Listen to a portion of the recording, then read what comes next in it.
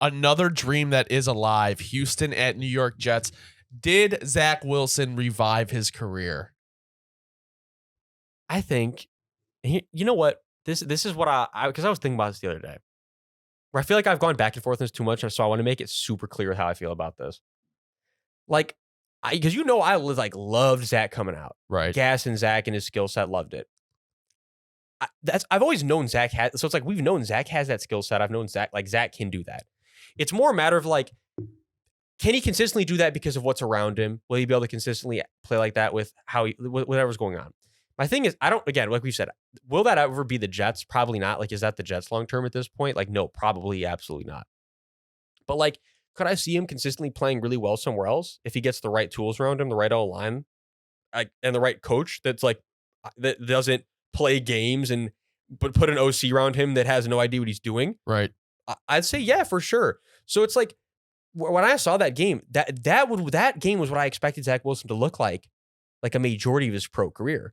So it's like if we can just get Zach into some continuity, I have no doubt he can look like that more often. Maybe not that amazing every week, but he had a really good week. And I think you can see a lot more of that good side of him if you just get him in some continuity. That's all it is. He just has had 301 yards, 2 touchdowns. Like that's a good day. No, and he had a lot of really good throws. Like, you know what I mean? Get Zach moving in the pocket with the scheme around it. Zach's the type of guy, you got to make it work for him. But if you get him into the system and you get a coach around him that believes in him, that's willing to do that, I do still have faith that Zach can do stuff.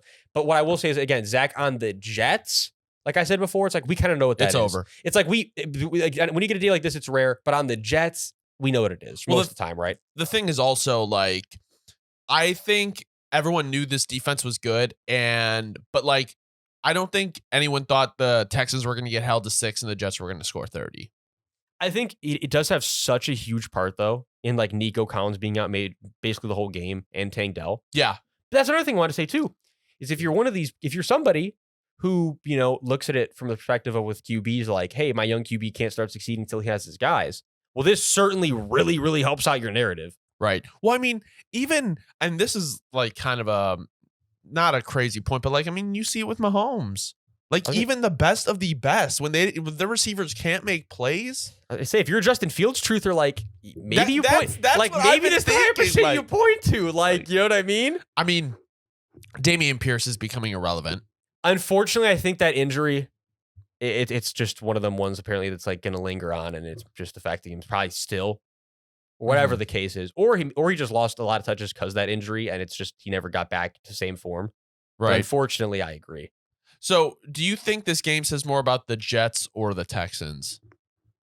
Jets defense. Because it just lets us know how electric the Jets defense is. Yeah, I mean, I think the Texans should be back to form next week, but I mean, the Jets are one of those teams that like you can never just count out when you're playing them. No, they are literally in like that Steelers territory. Like you just never know. They could be just an absolute piss missile headed towards the fucking stadium, just ready to unload chaos.